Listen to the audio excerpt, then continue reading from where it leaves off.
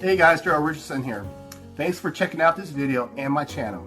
As you know, in addition to being a real estate investor, I'm also a real estate broker. And I want this channel to provide information for home buyers and sellers, as well as other investors. Here in North Carolina, licensed real estate agents are required to go over working with real estate agents when speaking with potential buyers or sellers at first substantial contact. First substantial contact doesn't necessarily mean when you first meet and talk about real estate with a real estate agent. It means when you start discussing about personal and confidential information that relates to you. At that point, the agent should stop you and go over working with real estate agents with you. It's pretty much our Miranda rights telling you to be careful with what information you share with that agent that you're not in an agency agreement with. After receiving your Miranda rights and you still wish to continue without an agency agreement in place, then that's on you. The Real Estate Commission created a brochure to help you better understand the duties of a real estate agent, what services your agent will provide, and how the agent will be paid. It goes over the duties of a buyer's agent, the sales agent, also known as a listing agent, and a dual agency, where the agent represents both the buyer and seller. The old brochures had a section for signatures, even though it wasn't a contract. The signature section did confuse a lot of prospective customers, where the commission ended up creating a new brochure and removed that section altogether. This new brochure does provide graphics of the different roles of a buyer's agent, seller's agent, and a dual agent. I'm not exactly sure what to think of the guys in the scarf and the necklace, but this is what they provide on that brochure. So if you're not in an agency agreement with an agent, the only thing that the real estate agent owes you is to be honest and fair. If they know of or are aware of any material facts with a property, then they should provide you with that information. The problem is that most folks think that an agent is supposed to tell you everything about a property, regardless of material facts, and without needing to hire them to be your agent. Unfortunately, investors are notorious for doing this, which is understandable, because they want to get as much information as possible.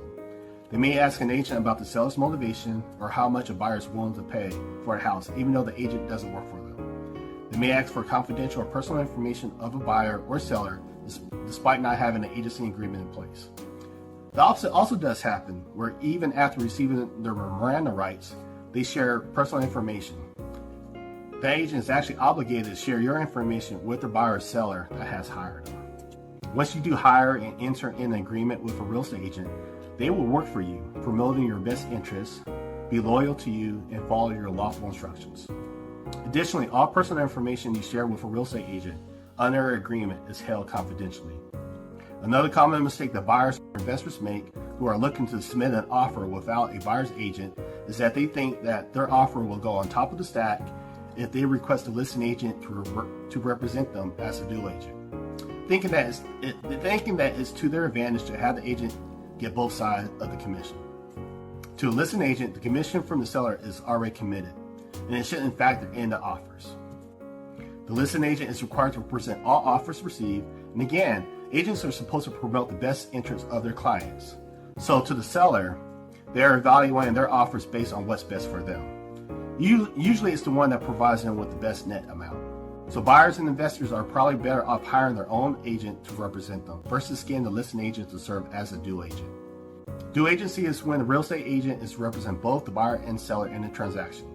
Dual agency must be approved in writing by both the buyer and seller prior to them going under contract. A dual agent will still keep all personal information confidential, but they are limited on how much of an advocate that they can be for either side. In the competitive market that we're currently in, my firm has decided not to be in any dual agency deals. Our listings have been very active with multiple offers, sometimes as many as 10 offers on one listing. The reason why I decided not to do any dual agent deal is that I want to be as fair and as transparent as allowed with other real estate agents. As a listing agent, I will know what all the other offers are, and even though ethically I'm not allowed to disclose those offers to my buyer, inherently the other agents and their buyers are at a disadvantage. Ultimately, you want to do what's right for your client, the sellers in this case, while also being as ethical and as fair as possible. I hope this information was useful for you guys. Comment below if you have any questions, and I'll talk to you guys later. Bye.